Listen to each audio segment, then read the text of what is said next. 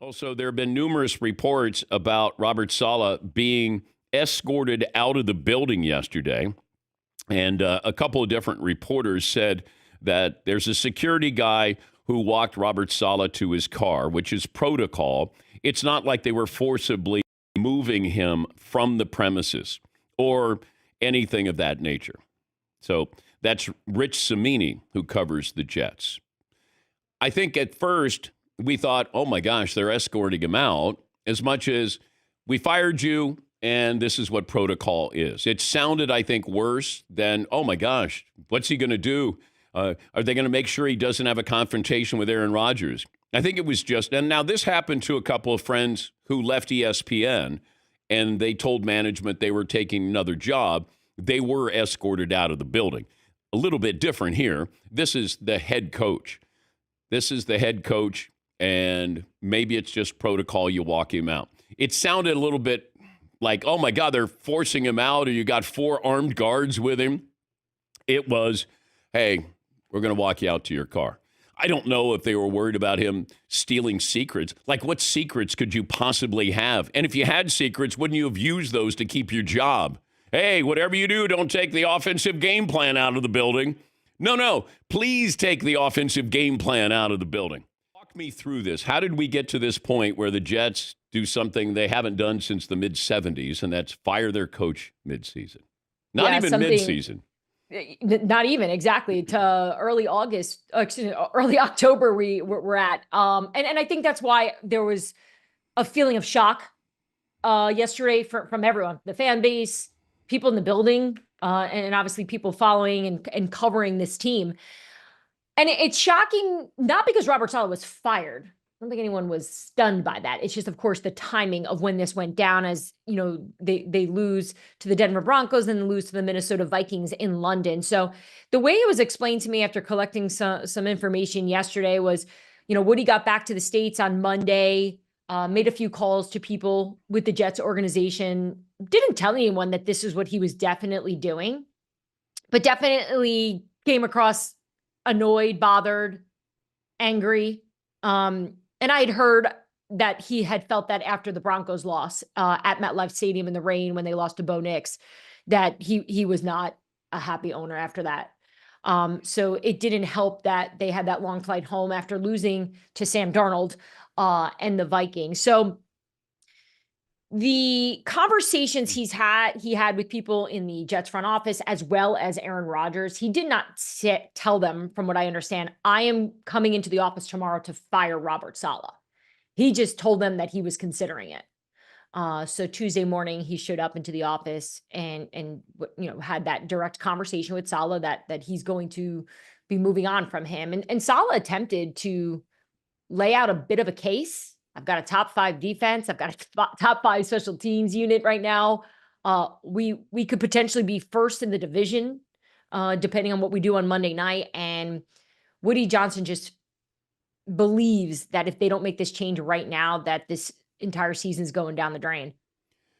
But I don't know if Robert Saleh was willing to demote Nathaniel Hackett, his offensive coordinator, as a way of saying, I'll make changes. Keep me here. My defense is great. Let's change the offense. Do you think that was on the table? Yeah, I do. I don't think he ever had any plans of firing Nathaniel Hackett. I think it was to move Todd Downing into a bigger role. He's the quarterback's coach. Remember, he was the offensive coordinator in Tennessee with the Titans there. Keith Carter's the offensive line coach in New York. Tony Dews is the running back coach. And the reason why I name these guys, they were all together in Tennessee. So you have a lot of the same kind of mindset, familiarity with one another, but then you have Nathaniel Hackett in there overseeing all of it.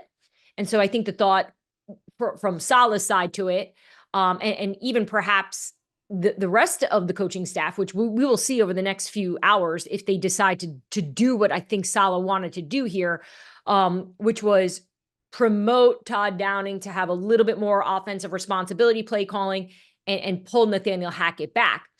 The question we don't know, though, is Aaron Rodgers willing to do that? Because I have never seen a quarterback in the time I've covered football have the deep loyalty that he does to Nathaniel Hackett as much as Aaron Rodgers does. Do I think Aaron Rodgers is seeing what we're seeing though? And that's something that I'm curious over, because there's no way Aaron Rodgers thinks that this is good enough. What's Aaron Rodgers' role in all of this? Saleh being fired, the offense struggling, Nathaniel Hackett keeping his job. Feels like he's got, is it total autonomy here, Diana? Yeah, yeah. Aaron Rodgers this is Aaron Rodgers' ship. This is his boat. Everyone's on it. He's riding this thing. He's the captain of the ship. Joe Douglas is the general manager. Robert Saleh was the head coach. Jeff Ulbrich is now the interim, but everything runs through Aaron. And I know I mentioned that I don't think Woody asked Aaron Rodgers if he was okay if he fired Robert Saleh. I think Woody did it on his own without Rodgers saying yes or no. And I do actually believe Saleh and Rodgers have a decent relationship. I don't think it's thriving, and I don't think they're BFF and golfing together. I don't think it's like that, but I think they were fine with one another. I think Rodgers liked the fact that Saleh was willing to listen to him and do the things he wanted to do. Not everything. I don't think Saleh did everything Rodgers told him to do, but he certainly had a very open door policy with letting Rodgers come in his office and be part of a lot of the decision making, even in the offseason with free agents and their draft. Rodgers was part of everything. And that's the way they want it. That is the way Woody Johnson wants it to be. He wants Aaron Rodgers to have all the say, because they believe that he's the one that has won before and he knows how to do it. Diana Rossini from The Athletic, their senior NFL insider. I'm wondering how attractive this job is going to be. And I never thought I would say this, that it's less attractive because Aaron Rodgers is the quarterback, Diana.